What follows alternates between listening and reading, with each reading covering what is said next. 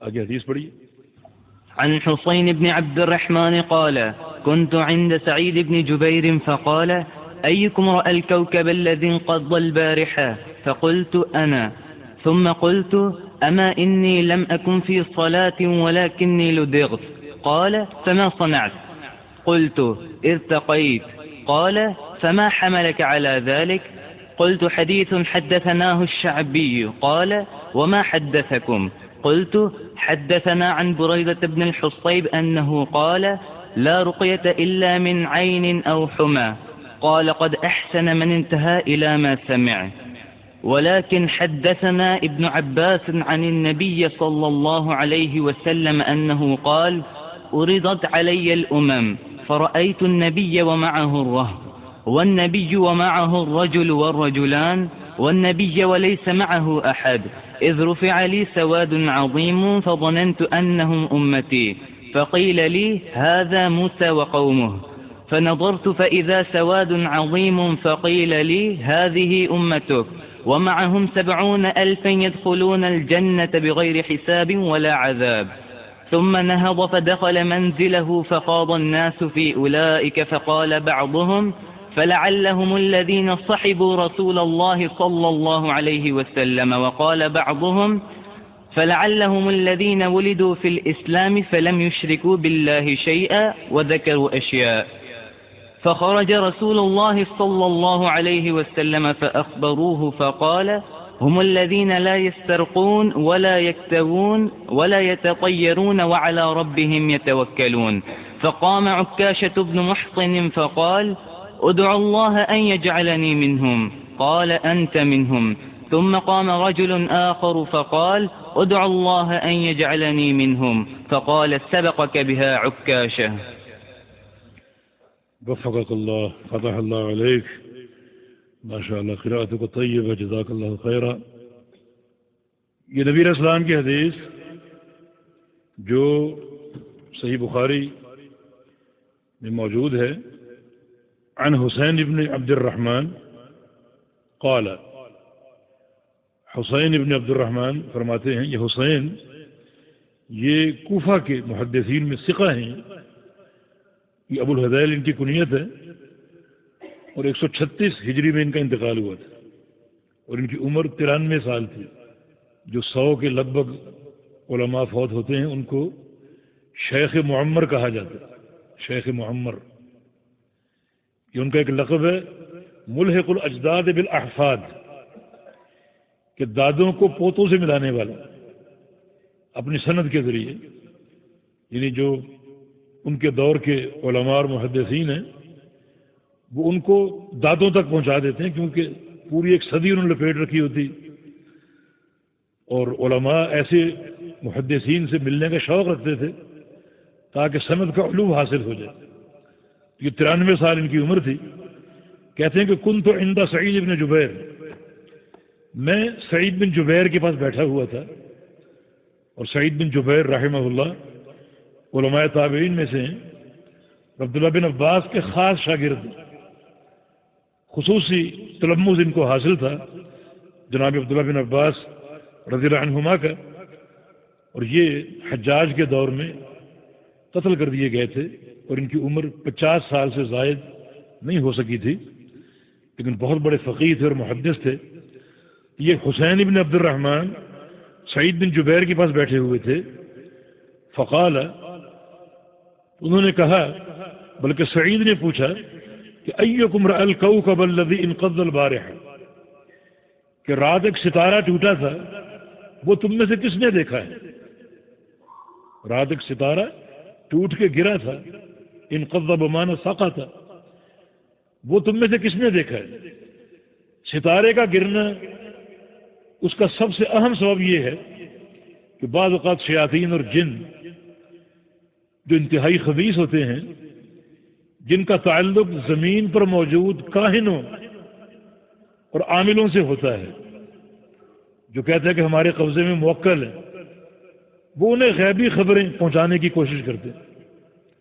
وہ آسمان تک پہنچتے ہیں فرشتوں کی باتیں سنتے ہیں تاکہ کوئی خبر اچک کر جو ہے وہ لائیں اور اپنے ان خبیث عاملوں کو بتائیں اور یہ لوگوں کو بتائیں تاکہ کم از کم کوئی ایک خبر سچی ہو جائے اور ان کی دھاک بیٹھ جائے، شہرت ہو جائے ان کی۔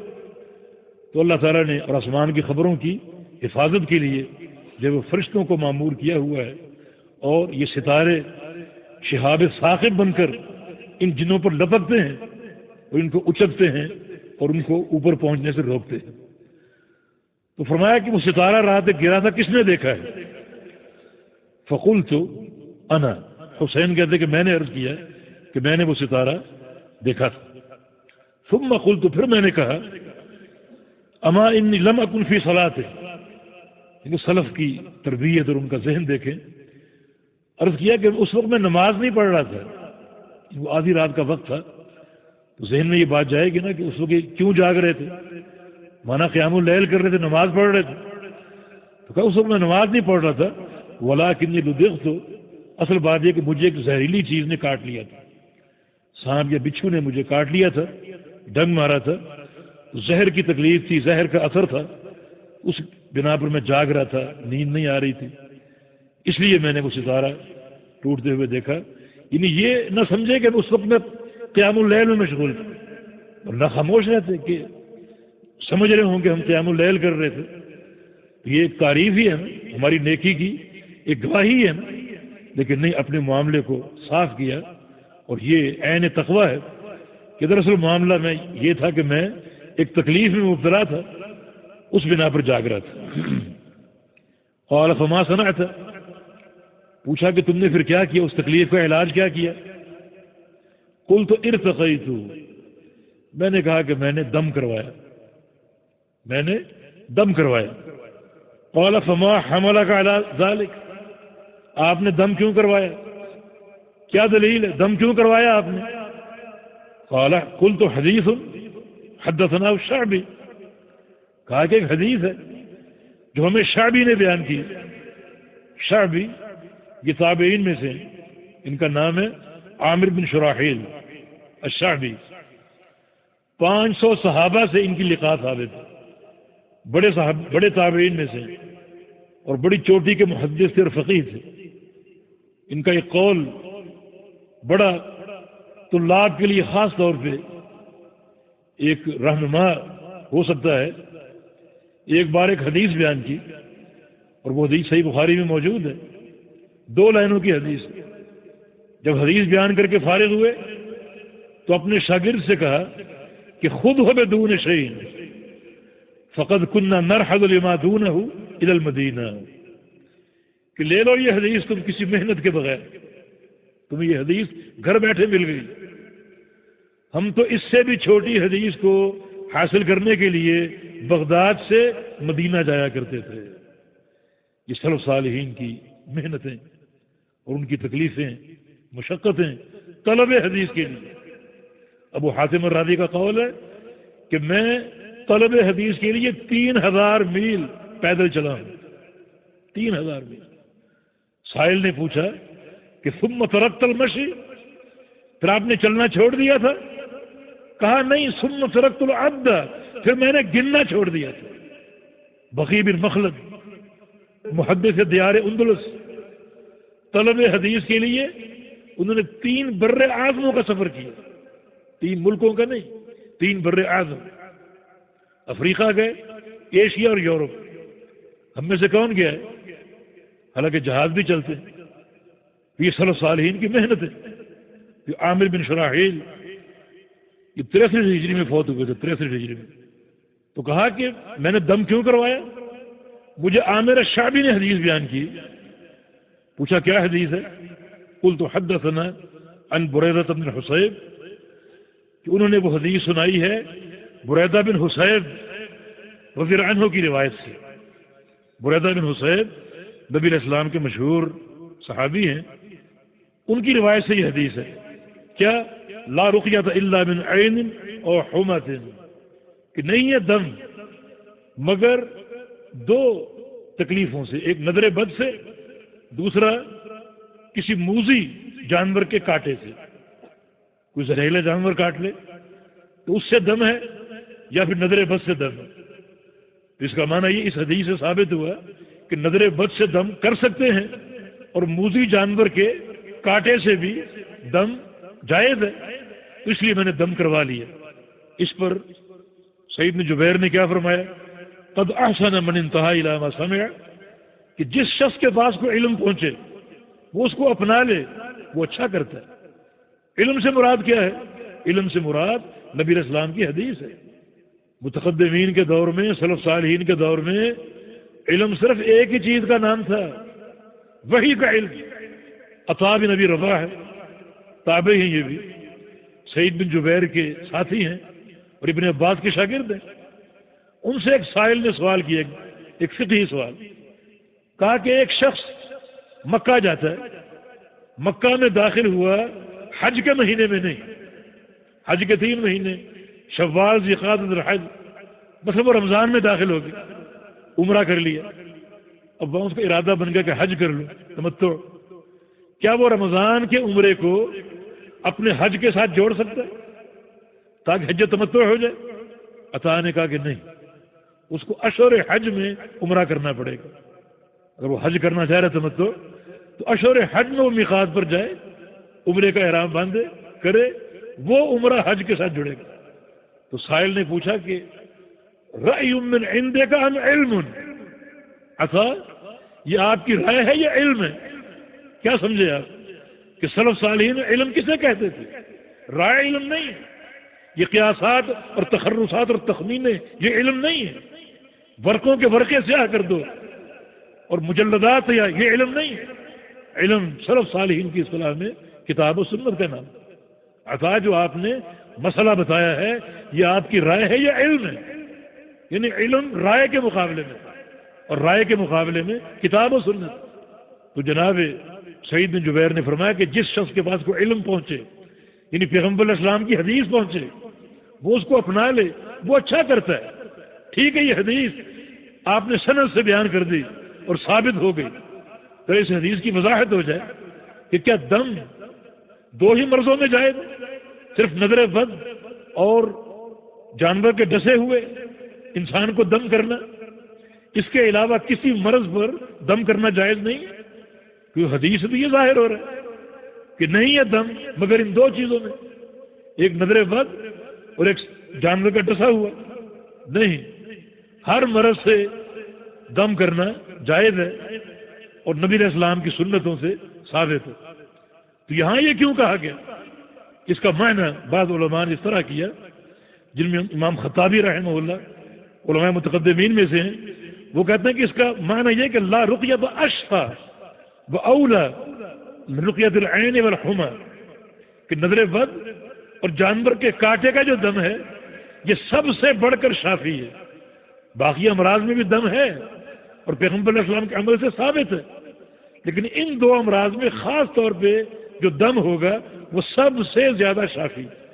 مانا کہ کسی کو نظر بد ہو جائے، اس کو دم کرو، جلدی اس کو شفا ملے گی، اور کسی کو موذی جانور کاٹ جائے اسے دم کرو، اسے جلدی شفا حاصل ہو جائے گی، اور اس پر بڑے واقعات بھی موجود ہیں۔ تو سعید بن جبیر نے فرمایا کہ آپ کے پاس حدیث پہنچی، آپ نے عمل کر لیا، دم ہو گیا، ٹھیک ہے، لیکن میرے پاس ایک حدیث ہے جو میں نے سنی، جو مجھ تک پہنچی، وہ بھی تم سن لو۔ کہا کہ وہ حدیث کیا ہے؟ فرمایا کہ ولیکن حدثنا ابن عباس، ہمیں یہ حدیث روایت کی ابن عباس نے، نبی علیہ السلام کے چچا زاد بھائی اور علم کا پہاڑ تھے، یہ علم کا خزانہ، کیونکہ اللہ کے نبی نے دعا کی تھی اللہم فقہہ فی الدین وعلمہ التاویل، یا اللہ عبداللہ کو دین کا فقیہ بنا دے اور تفسیر کا عالم بنا دے۔ علم سے بھرے ہوئے تھے۔ امیر عمر کا قول رضی اللہ عنہ کہ جو صحبت ہمیں اللہ کے پیغمبر کی حاصل ہوئی، اتنی صحبت اگر ابن عباس کو ملتی تو ہمارا علم ابن عباس کے علم کے مقابلے میں 10% بھی نہ ہوتا۔ اللہ نے اس قدر علم سے نوازا، بڑی بھرپور زندگی علم کی، عمل کی۔ تبھی تو جب ابن کثیر نقل کیا ہے، طائف میں ان کا انتقال ہوا تھا، جب ان کا انتقال ہوا تو فضاؤں میں ہم نے ایک آواز سنی، روح قبض ہو رہی ہے اور فضاؤں میں ہم نے ایک آواز سنی، یا ایتھا النفس المطمئنہ ارجعی الی ربک راضیۃ مرضیہ فادخلی فی عبادی وادخلی جنتی۔ اے نفس مطمئنہ، لوٹ جا اپنے پروردگار کی طرف اس طرح کہ تو اس سے راضی وہ تجھ سے راضی۔ داخل ہو جا میرے نیک بندوں میں اور داخل ہو جا ان کے ساتھ جنت میں۔ اللہ تعالیٰ بعض اوقات یہ مظاہر دکھاتا ہے تاکہ کسی شخص کا فضل لوگوں پر واضح ہو اور لوگ غور کریں کہ اس فضل کے اسباب کیا ہیں۔ چنانچہ وہ حدیث کیا ہے؟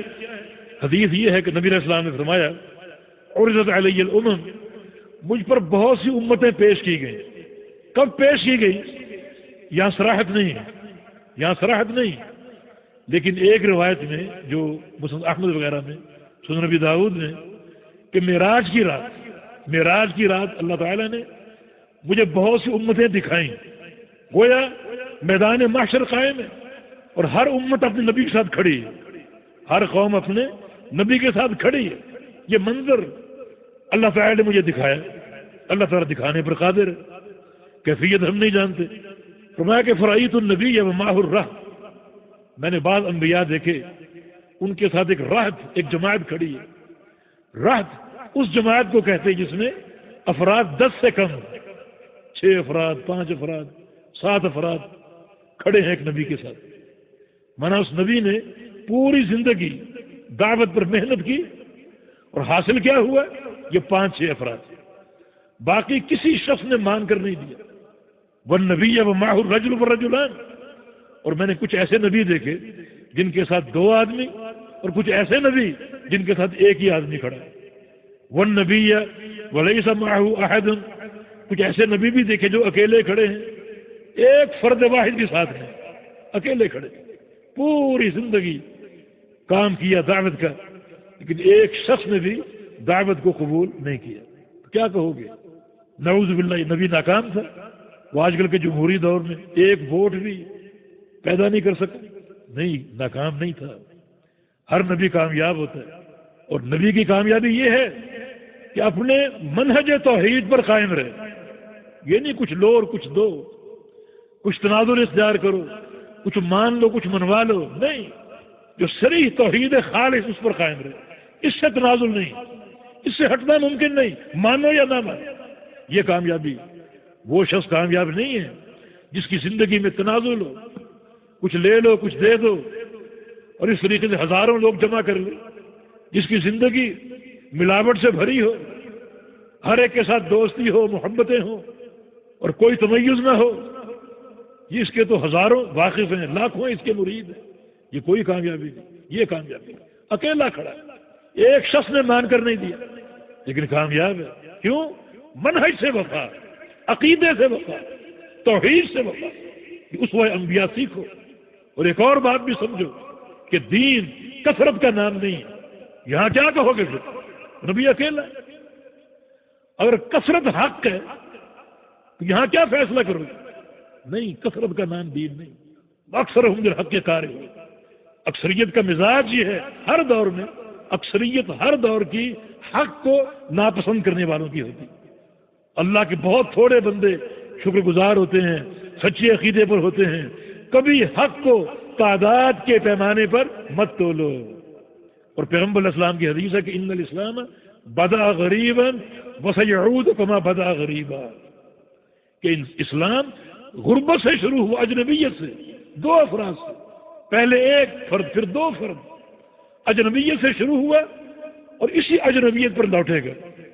ایک وقت آئے گا سچے دین کے حاملین بہت تھوڑے رہ جائیں، ہو سکتا ہے 1 اور 2 رہ جائیں۔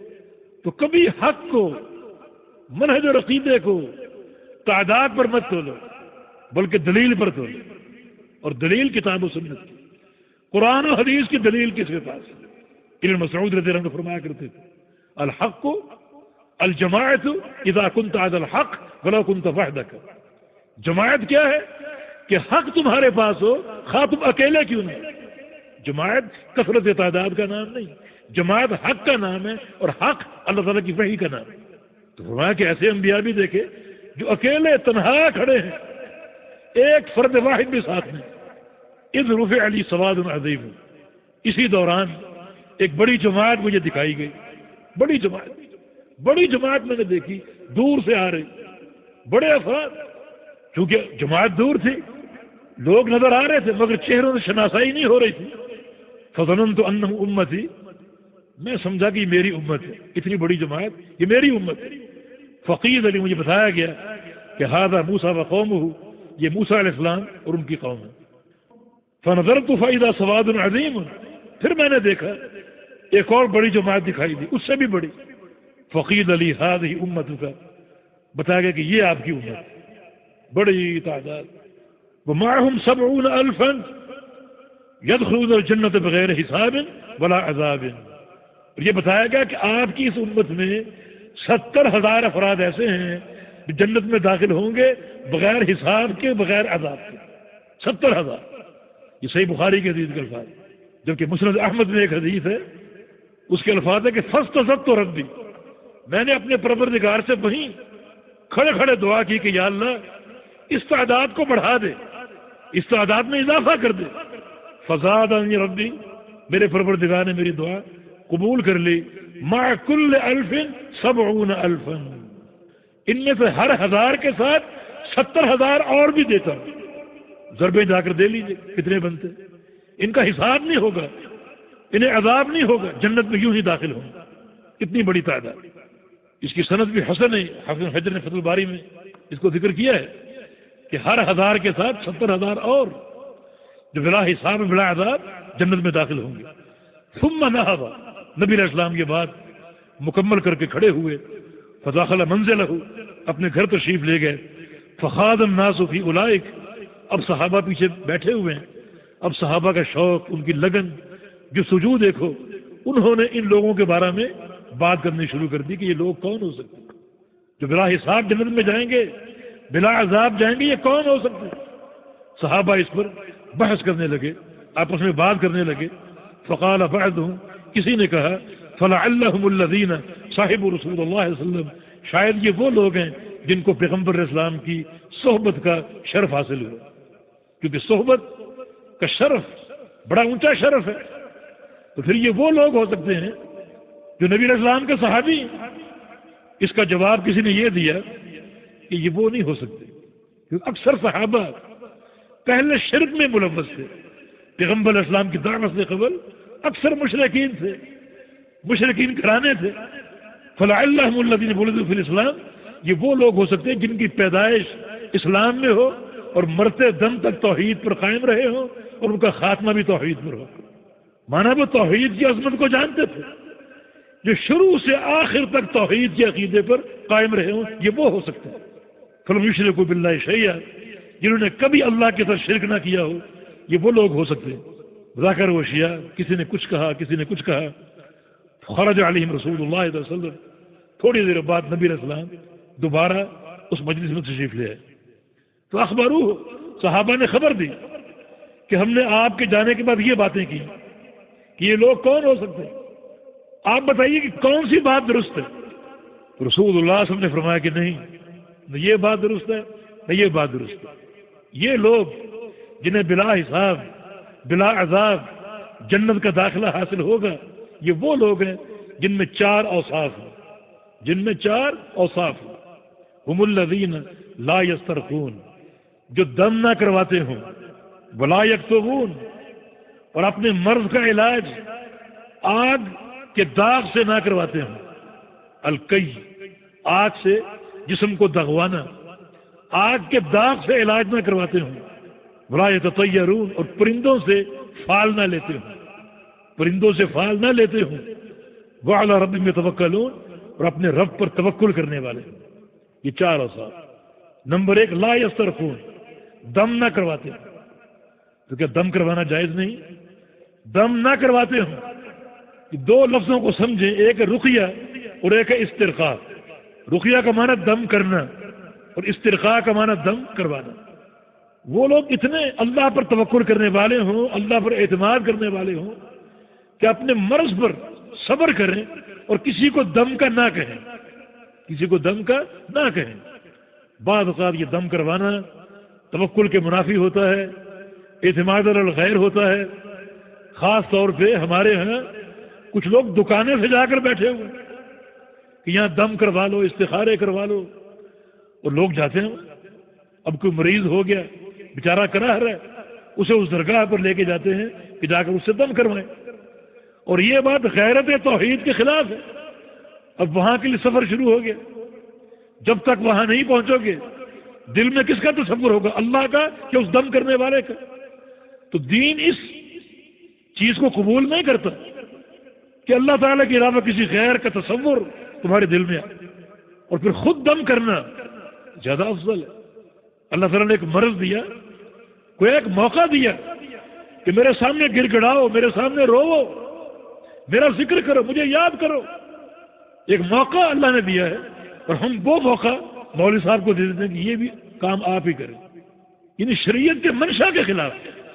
کسی انسان پہ مرض آتا ہے، یہ اس کی ایک اطلاع ہے. اب بے صبری کرے، غیر شرعی حرکات کرے، اور کسی کے پاس بھاگا جائے دم کروانے کے لیے، یہ خود کیوں نہیں کرتے؟ آپ کہیں کہ ہمیں دم نہیں آتا. کیوں نہیں آتا؟ نبی علیہ السلام کی حدیث ہے سورہ فاتحہ کے بارے میں، نعمت الرقیہ، یہ سب سے بہترین دم، سب سے بہترین، اور کسی سورہ فاتحہ نہیں آتا. کہ آپ کا بچہ مریض ہو، آپ اس کو دم کریں، زیادہ درد دل یہ ہے کہ کسی مولوی صاحب کے پاس لے جائیں جس کی نگاہیں آپ کی جیب پر کہ دم کروں گا اور مجھے نذرانہ ملے گا. اس کے دل میں کیا اخلاص ہے؟ وہ تو مال کا پجاری، اس کا فائدہ ہوگا. یہ درد دل سے آپ دم کریں گے، اس کا فائدہ ہوگا. اور شیخ ابن عثیمین رحمہ اللہ نے ایک اور نقطہ یہاں ذکر کیا ہے کہ کسی غیر کو دم کا کہنا اس غیر کے سامنے تذلل ہے، اس غیر کے سامنے اپنی ذلت ہے، اپنے آپ کو چھپانا ہے. اللہ پر اعتماد کرو، اللہ ہر ایک کی سنتا ہے. تو بعض اوقات یہ استرخاء جو ہے یہ شرعی مقاصد اور توحید کی غیرت کے خلاف ہوتا ہے. تو وہ لوگ اللہ پر توکل کرتے ہیں، خود دم کرتے ہیں. البتہ کسی اور سے دم کروانا ایک صورت میں جائز ہے، اور وہ یہ کہ دم آپ کو نہ آتا ہو یا آپ کی طاقت سے باہر ہو. بعض اوقات ایک مریض پر جنوں کا حملہ ہوتا ہے، اس میں داخل ہو جاتے ہیں، اس کو تنگ کرتے ہیں، اور وہ آپ کی طاقت سے باہر ہے ان کا مقابلہ کرنا. اب آپ کسی سے کہیں کہ آپ میرا علاج کیجیے، استرخاء کی یہ شکل جائز ہے، لیکن اولویت کس چیز کو حاصل ہے کہ آپ کسی سے تقاضا نہ کریں، صبر کریں، اللہ پر توکل کریں. صرف ایسے امور پر جو آپ کی طاقت سے باہر ہو اس میں آپ استرخاء کر لیں. باقی ہر معاملے میں خود دم کیجیے. اللہ تعالیٰ کے سامنے آہوزاری کرنے کا ایک موقع آپ کو حاصل ہوا ہے، اس کو ضائع نہ کیجیے، خود کیجیے. یہ پہلی چیز لا یسترخون ولا یکتوون، اور وہ اکتوا نہیں کرتے، یعنی آگ سے داغ لگوا کر مرض کا علاج کرنا. اگر سے یہ جائز ہے، نبی علیہ السلام کا فرمان ہے الشفاء فی ثلاث، صحیح بخاری کی حدیث کہ شفا تین چیزوں میں، شربت و عسل بشرطۃ و محجم بقیۃ و نار. تین چیزیں شفا ہیں. ایک شہد پینا، دوسرا سنگی لگوانا حجامہ، اور تیسرا آگ سے داغ لگوانا. جائز ہے یہ. آگے فرمایا کہ انہا عن الکئی، میں اس علاج سے روکتا ہوں، یہ آگ سے داغ لگوانے کے علاج سے منع کرتا ہوں. یہ منع تحریمی نہیں بلکہ یہ منع جو ہے اختیاری ہے، کہ بہتر یہ ہے کہ یہ طریقہ علاج نہ اپنائے، اس کے مقابلے میں صبر کر لے. اس میں تعذیب ہے، اذا ہے، تکلیف ہے، اس کو جھیلنے سے بہتر صبر کرے یا اور طرق کا علاج وہ اپنا لے اور وہ اختیار کر لے. بہرحال کئی جو ہے جائز ہے، یہ آگ کا داغ جائز ہے، لیکن اولویت اور افضلیت اس چیز کو حاصل ہے کہ اس علاج کو اختیار نہ کیا جائے. اس سے بہتر اللہ پر توکل کرنا ہے، اور دیگر جو طرق کا علاج ہیں ان کو آپ تلاش کیجئے اور ان کا قصد کیجئے. اور تیسری لا یتطیرون، پرندوں سے فال نہیں لیتے. اس کے بہت سے طریقے ہیں. جو طریقہ عرب میں معروف تھا وہ یہ تھا، جب اپنے گھروں سے نکلتے جو پرندہ راستے میں پہلا دکھائی دیتا اس کو اڑاتے. اگر وہ دائیں طرف گیا ہے تو سمجھتے یہ سفر بابرکت، اگر بائیں طرف گیا ہے سمجھتے یہ سفر نقصان دہ ہے، اس میں نحوست ہے. پرندے کا بائیں طرف پرواز کرنا یہ نحوست. واپس لوٹ آتے. یہ تشاؤم پرندوں کے ساتھ. ہمارے یہاں اس کی شکل ایک ہے پرندوں سے فال لینے کی. کسی شخص کو کوئی فکر ہو، کوئی مرض ہو، کوئی تکلیف ہو، کوئی خسارہ ہو، تو اپنی قسمت کا حال معلوم کرنے جاتا ہے ایک فٹ پاتھیے کے پاس. بیچارہ فٹ پاتھ پہ بیٹھا ہوتا ہے، گندے کپڑے، گندا منہ اور گندی بدبو اس کے منہ کی اور گندا کردار اس کا، اس سے اپنی قسمت کا حال معلوم کرنے جاتا ہے۔ اور وہ کیا کرتا ہے؟ وہ طوطے سے پوچھتا ہے۔ ایک انسان کی عقل دیکھو، اتنی ذلت، ایک ذلیل ترین انسان کے پاس جانا اور وہ آگے طوطے سے پوچھتا ہے کس کی قسمت کا حال بتا۔ تشاؤم کی یہ صورت شرک ہے۔ گھر سے نکلے، بلی راستہ کاٹ جائے، ہم سمجھتے ہیں سفر میں نقصان ہو، واپس آ جاتے ہیں۔ گھر کی چھت پہ الو بول جائے کہ نقصان ہو رہا ہے، کوئی آفت آنے والی، یہ ساری شرکیہ صورتیں، اور اس میں داخل لا یتطیرون، جنت میں جو بلا حساب داخل ہوں گے وہ تطیر نہیں کرتے، کسی چیز سے بدفعلی نہیں لیتے، ان کا یہ عقیدہ ہے خیر ہو یا شر ہو اللہ کی طرف سے آئے گی، وہ اپنے عمل کی اصلاح کرتے ہیں۔ یہ پوچھا کہ اگر اپنی مرضی سے کوئی دم کر دے، یہ سب سے بہترین طریقہ ہے۔